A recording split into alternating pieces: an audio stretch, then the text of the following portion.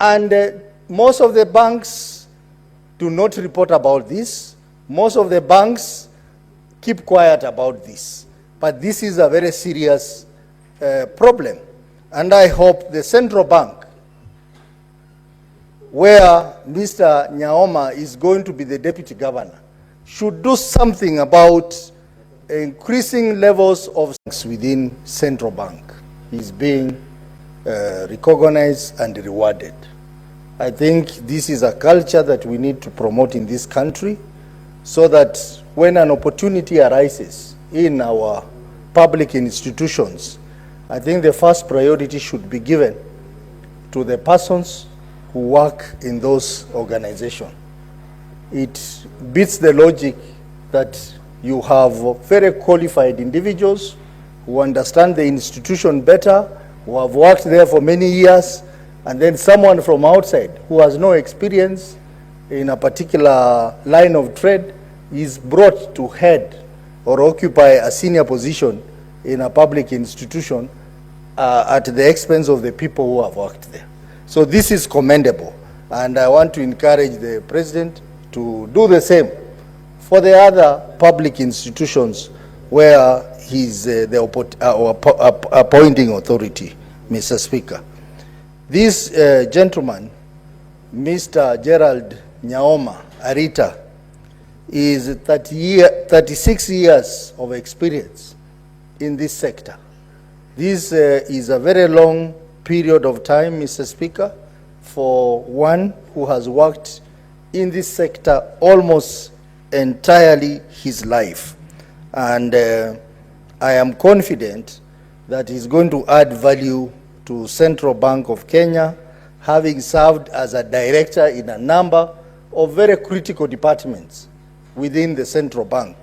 And that positions him to do better as a deputy governor of the central bank. Mr. Speaker, we know that this appointment is pursuant to Section 13B of the Central Bank of Kenya, which requires the president to appoint 2 deputy governors. So Mr. Arita is just one of the 2 deputy governors who are supposed to help the governor in managing the Central Bank of Kenya. So we expect that we are going to have a central bank that is going to deal with a number of very critical areas, Mr. Speaker. Mr. Speaker, you know, one of the major roles of central bank is to regulate the monetary policy of this country. Mr. Speaker, monetary policy is very key to our economy. At this point where our citizens are complaining about high prices for essential commodities, I think CBK comes in handy, because one of the things they do is to ensure we have price stability as part of the monetary policy. And I think this is one area, Mr. Speaker, that a lot of focus has to be put, so that we ensure that our people are not able to, are not in a position where they are unable to purchase essential commodities like unga, sugar, paraffin, and those kind of things, cooking oil. We need a strong monetary policy, which is supported by a strong price stability strategy. And I think when he was being interviewed by the committee, he said that he will try to ensure that the Monetary Policy Committee of the Central Bank is made efficient and effective. I hope that he's going to live to his words, because I think this is one area that Central Bank can really help this country to ensure we have economic growth in our country. Mr. Speaker, the next important thing is regulatory frameworks to deal with issues around combating fraudulent activities in our financial sector. Mr. Speaker, you have heard about money laundering, is on the increase. In fact, Kenya is one of the hotspots, epicenters for money laundering. And central bank plays an important role in combating these criminal activities. And one of the things that we expect central bank to do is to strengthen the existing regulations so that we have strong rules and regulations to combat money laundering in our markets. Mr. Speaker, also issues of cybercrime. Cybercrime is a very serious issue in this country, Mr. Speaker. Mr. Speaker, I read a report that said the banking sector in Kenya is losing up to 21 billion shillings every year as a result of cybercrime. And most of the banks do not report about this. Most of the banks keep quiet about this. But this is a very serious problem.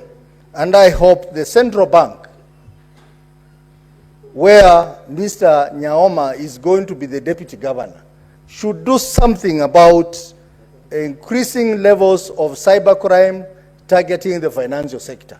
Because if you have a financial sector that is prone to cybercrime, then you will not be able even to implement what majority leader was talking about, the cryptocurrency.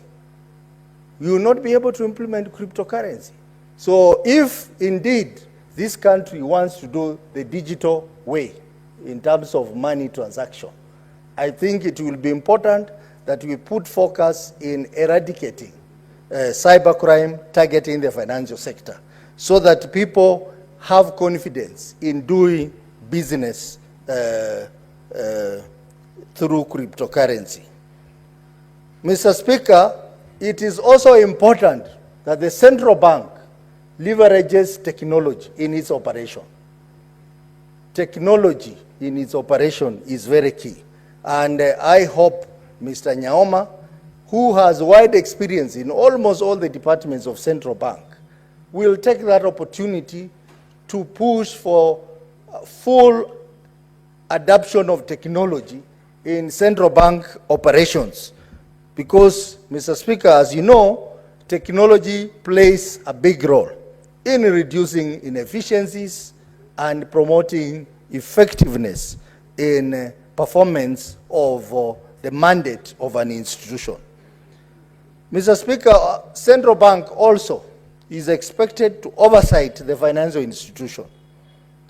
This has had challenges in the past. You remember, Mr. Speaker, a few years back, some of the banks were penalized for having participated in the NYS scandal, Mr. Speaker. The question was, where was central bank when all this was happening? So that means that the central bank needs to up its game to ensure that the financial institution, the banks, are properly oversighted and regulated based on the risk-based supervision. Mr. Speaker, the issue of financial inclusion, which has been addressed very effectively by Mpesa platform, and Mr. Nyaoma, having been one of the key people who approved the usage of Mpesa, should play a big role in ensuring that we have enhanced financial inclusivity in this country. We have so many people who are keeping money under their mattresses.